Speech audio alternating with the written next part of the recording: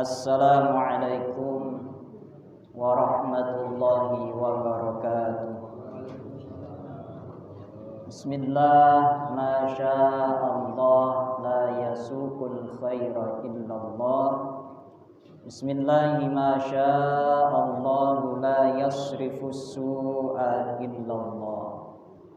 Bismillah, masyaallah, ma kana min ni'matin faminallah. Bismillah, masyaallah, la hawla wa la quwwata illa billah. Bismillah, walhamdulillah, al-khairu wasyarru bimasyiatillah, wassalatu wassalamu ala rasulillah Nabiyyina Muhammad ibn Abdillah wa ala alihi wa ashabihi wa mawala. La hawla wa la quwwata illa billah. Subhanaka la ilma lana illa ma 'allamtana innaka antal alimul hakim. Rabbana iftah bainana wa baina qaumina bil haqqi wa anta khairul fatihin. Rabbi shrah li sadri wa yassir li amri wahlul 'uqdatam min lisani yafqahu qawli wa saddid lisani wahdi qulubana bihaqqi nabiyyina Muhammad sallallahu alaihi wa alihi wa ashabihi wa sallam, amma ba'd. Hadirin hadirat, jamaah muslimin muslimat, jamaah Masjid Nurullah, jamaah istiqomah dalam pengajian rahimakumullah, yang mulia dan mudah-mudahan terus selalu dimuliakan oleh Allah. Alhamdulillah, di kesempatan malam hari ini kita melanjutkan untuk sibuk ngurusi ilmu, sibuk dalam menggali ilmu, sibuk di dalam menambah ilmu. Kesibukan kita ngurusi ilmu, menambah ilmu, mencari ilmu. Selain ini memang kesibukan Rasulullah, kesibukan para sahabat, bahkan kesibukan generasi-generasi setelah sahabat, sebagaimana yang Rasulullah selalu berdoa kepada Allah, wa qur rabbi zidni ilma. Diperintah oleh Allah, Kanjeng Nabi, kul, wahai Muhammad, wahai Rasulullah Muhammad, katakan, ucapkan, rabbi zidni ilma, Tuhanku tambahkan kepadaku ilmu. Berarti Kanjeng Nabi niku hidupnya selalu sibuk dengan ilmu. Maka kesibukan dengan ilmu ini pun, tingkah laku semacam ini ditiru oleh para sahabat dan generasi-generasi setelahnya. Bahkan menyibukkan ilmu ini tidak hanya khusus kepada orang-orang tertentu, tapi seluruhnya saja berhak untuk menyibukkan dirinya pada masalah ilmu. Wa'alana sallallahu alaihi wasallam, disebutkan dalam satu kitab namanya kitab Ayyuhal, ya, dalam kitab Ayyuhal Walad lil Imam al-Ghazali. Pada sambutan-sambutannya disebutkan wa'alana sallallahu alaihi wasallam.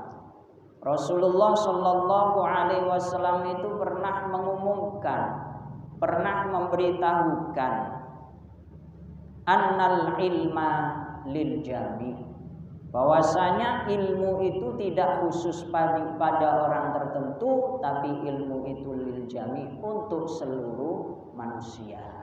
Ketika sudah disampaikan, siapa yang mau menerima silahkan diamalkan, yang tidak mau ya sudah, urusan dia dengan Allah. Ketika ilmu itu hubungannya adalah suatu kewajiban. Bahkan Kanjeng Nabi satu ketika Sebagaimana yang hadis datangnya sanadnya dari sahabat Rasulullah bernama sahabat Anas pernah menceritakan qala Rasulullah sallallahu alaihi wasallam, Kanjeng Nabi nate dawuh, pernah berkata di hadapan sahabatnya. Kalau kita sekarang mungkin mengatakan pernah mengadakan kuis, pernah mengadakan teka-teki di hadapan para sahabat. Katanya Kanjeng Nabi, ayyu syai'in la yahillu man'u. Sesuatu apakah yang tidak halal untuk menyimpannya, untuk menahannya, untuk tidak menyebarkan. Jadi suatu apa yang tidak halal, berarti perkara apa yang diharamkan oleh Allah untuk disimpan, tidak disebarkan. Jadi mengadakan kuis di sahabatnya. Faqala ba'duhum, maka sebagian sahabat waktu itu ada yang memberanikan diri menjawab. Katanya di antara sahabat, al-milah, wahai Rasulullah, yang diharamkan untuk tidak boleh disimpan, ditahan adalah garam.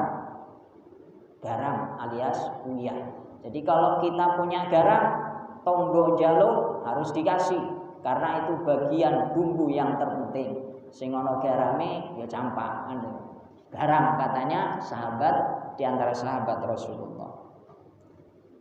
Maka Kanjeng Nabi mengatakan tidak tepat.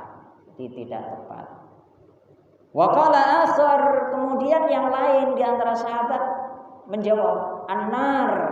Kanjeng Nabi, api, geni yang tidak boleh kita simpan. Kalau ada di antara tong butuh geni, berarti butuh diweni. Butuh coret, berarti butuh diwekno. Ternyata kata Kanjeng Nabi bukan itu.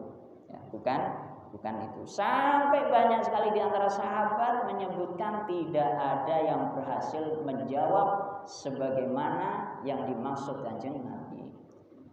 Falamma a'yahum, maka tatkala mereka ini merasa sudah tidak mampu menjawab apa jawabannya. Sakniki jare wong Banyuwangi asin, wis asin Kanjeng Nabi wis asin taparan jare wong Banyuwangi. Wis sing bisa jawab kepundi Kanjeng Nabi. Akhirnya mereka mengatakan Allah wa rasuluhu a'lam. Hanya Allah dan Rasulnya yang tahu jawaban ini pun kapok. Jadi pun sakniki jawabannya napa Kanjeng Nabi? Maka dijawab oleh Kanjeng Nabi, dzalikal ilmu la yahillu man'u. Itulah ilmu yang haram untuk disimpan, disembunyikan, tidak disebarkan. Jadi ternyata kuise Kanjeng Nabi ini yang dimaksud sesuatu yang haram untuk disimpan, tidak disebarkan adalah ilmu, terutama ilmu yang berhubungan dengan ukhrawi akhirat, berhubungan dengan akhirat.